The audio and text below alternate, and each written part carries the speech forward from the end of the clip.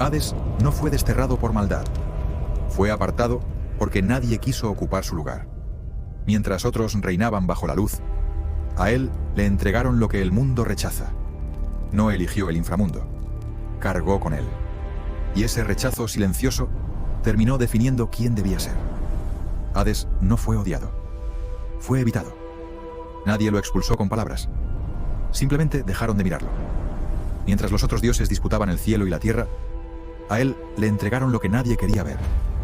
El lugar del final, el silencio, la sombra. No hubo celebración, no hubo elección. Solo una asignación que sonó a castigo. Desde entonces, Hades entendió algo temprano. No todos los rechazos hacen ruido. Algunos llegan como un acuerdo tácito. Tú te encargas de esto. Nosotros seguimos arriba. Y ese gesto, tan limpio, tan lógico, empezó a erosionarlo por dentro. Porque no ser elegido duele menos que ser elegido para lo que todos desprecian. Él no era cruel. Era necesario. Pero nadie agradece a quien sostiene lo que incomoda. Nadie honra al que carga con lo que otros no soportan.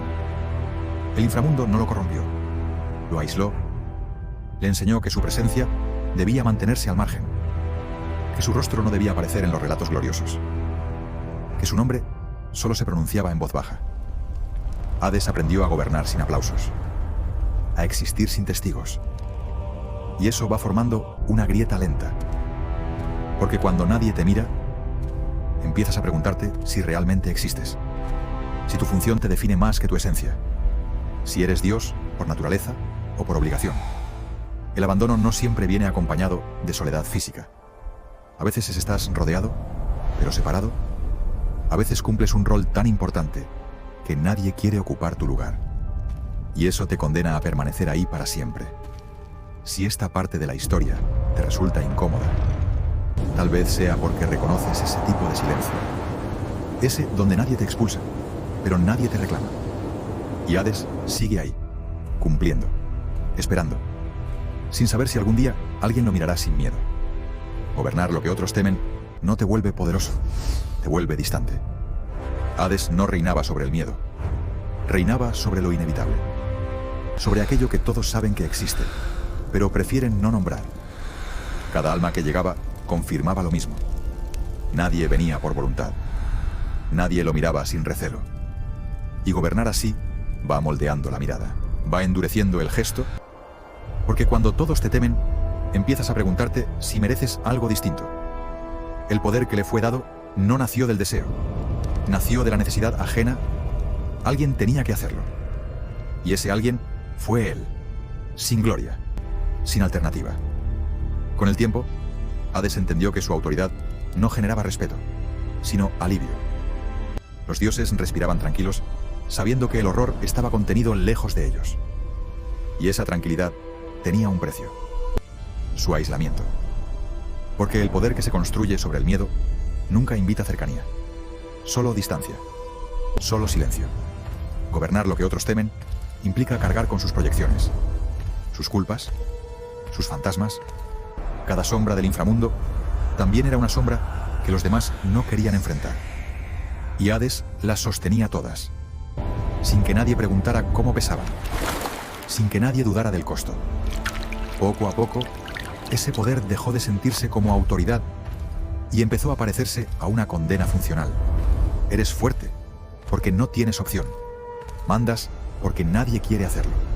Y esa lógica erosiona, porque confunde responsabilidad con frialdad, control con ausencia de emoción. Hades no se volvió distante por crueldad. Se volvió distante porque así se sobrevive cuando todos te miran como encarnación de lo que temen. Si esta forma de poder te resulta inquietante, deja un like. A veces reconocerlo ya es una forma de mirar sin huir. El rechazo no siempre se expresa con palabras. A veces se convierte en función, en tarea permanente. Hades no fue expulsado. Fue asignado, colocado donde nadie quería estar y luego olvidado ahí. El deber se volvió una forma elegante de apartarlo. Porque cuando conviertes el rechazo en responsabilidad, ya no parece injusticia, parece orden, parece necesidad. Y él lo entendió rápido. Si su presencia incomodaba arriba, entonces abajo tendría sentido. Si su rostro no era bienvenido entre los vivos, entonces entre los muertos sería inevitable. El problema es que cuando el rechazo se disfraza de deber, empieza a infiltrarse en la identidad. Ya no sabes si haces lo que haces porque debes o porque no te queda otra forma de existir. Cada día, cada alma, cada regla cumplida reforzaba la misma idea. Este es tu lugar. No preguntes por otro. El deber se volvió refugio y prisión al mismo tiempo. Porque cumplirlo le daba propósito, pero también justificaba el abandono. Nadie volvía a buscarlo. Nadie cuestionaba su soledad. Estaba ocupado. Siempre ocupado. Gobernando lo que otros no querían asumir. Y así, el rechazo dejó de doler de forma explícita. Se volvió costumbre. Silencio administrado. Hades dejó de esperar reconocimiento. Dejó de esperar cercanía. Porque cuando aceptas que tu rol existe, para que otros no tengan que mirar, también aceptas que no serás mirado. El deber anestesia. Te convence de que no necesitas nada más. De que sentir sería un lujo innecesario. Pero debajo de esa disciplina impecable, algo seguía tensándose. Una pregunta que no se formulaba, pero pesaba. ¿Y si no hubiera sido elegido por capacidad, sino por descarte? Gobernar dejó de ser decisión. Se volvió destino impuesto. Y aceptar ese destino fue la forma más silenciosa de rendirse. Si este conflicto te resulta familiar, deja un like. A veces, cumplir sin cuestionar también es una herida que nadie nombra. El poder sin pertenencia no libera, aísla. Hades gobernaba un reino absoluto, pero no formaba parte de ningún mundo. No caminaba entre los vivos, ni descansaba entre los muertos. Su autoridad era total y su lugar ninguno. Mandar no significaba ser incluido, significaba quedarse, permanecer donde otros solo entraban de paso. Ese es el peso de un poder que no nace del reconocimiento, sino de la ausencia. Nadie discutía sus decisiones porque nadie quería estar ahí para hacerlo. Y cuando nadie disputa tu poder, tampoco lo comparte. Hades entendió que su trono no era símbolo de prestigio, sino de separación. Cuanto más control tenía, más lejos estaba de todo vínculo real. El poder se volvió una barrera invisible. Lo mantenía firme, pero solo. Gobernar sin pertenecer te obliga a construir identidad desde la distancia, desde la función, desde el silencio. Porque si no perteneces, no puedes bajar la guardia, no puedes dudar, no puedes mostrar grietas. El rol exige rigidez, y esa rigidez va vaciando lo humano. El poder que no se elige termina consumiendo a quien lo ejerce, no por exceso, sino por falta. Falta de espejo, falta de contacto, falta de alguien que vea algo más que la autoridad. Hades no necesitaba obediencia, la tenía. Lo que nunca tuvo fue pertenencia.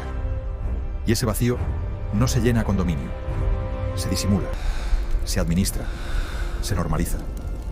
Hasta que un día ya no sabes quién eres sin el cargo. El poder dejó de ser herramienta y se convirtió en identidad prestada. Una que no admite descanso. Una que no permite salida. Si esta sensación de cargar un rol que te define pero no te abraza te resulta cercana, deja un like. A veces, el verdadero peso no es mandar, sino no tener dónde dejar de hacerlo. Aceptar no siempre es rendirse. A veces es sobrevivir. Hades llegó a ese punto cuando entendió que luchar contra su lugar solo profundizaba el aislamiento. No eligió ese reino, pero era el único que existía para él. Resistirse lo había mantenido entero durante mucho tiempo, pero también lo había mantenido en guerra consigo mismo.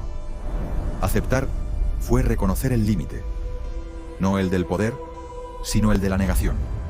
Comprendió que no todo castigo puede revertirse y que no toda herida tiene reparación visible. Algunas solo se integran. El abandono dejó de ser una pregunta y se volvió contexto, no para justificarlo, sino para dejar de sangrar por él.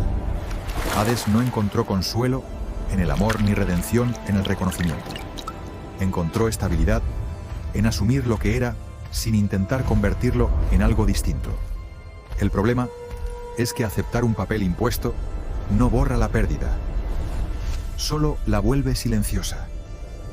Vivir desde ese lugar exige una fortaleza distinta, no heroica, no celebrada, una fortaleza gris, cotidiana, seguir existiendo donde nadie quiere estar, seguir cumpliendo sin esperar agradecimiento.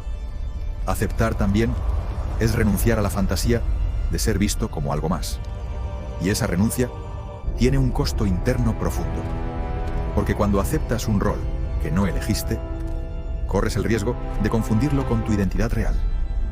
Hades aprendió a habitar ese límite, no porque le diera paz, sino porque era la única forma de no romperse.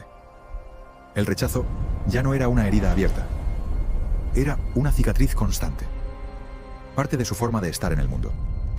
Y tal vez ahí esté lo más inquietante, no en el castigo inicial, sino en cómo uno aprende a vivir dentro de él, sin ruido, sin rebelión, sin salida clara.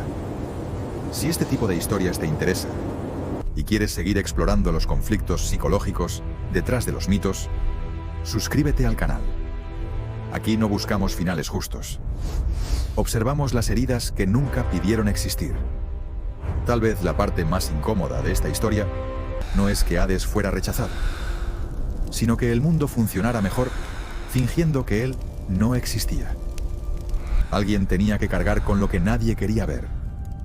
Alguien tenía que habitar el lugar que todos evitaban. Y cuando ese papel se repite el tiempo suficiente, deja de parecer injusto y empieza a parecer natural. Quizás por eso, el abandono más profundo no es cuando te empujan a un lugar oscuro, sino cuando todos aceptan que ese es tu sitio y siguen adelante sin mirar atrás. Si este tipo de historias te interesa, suscríbete al canal.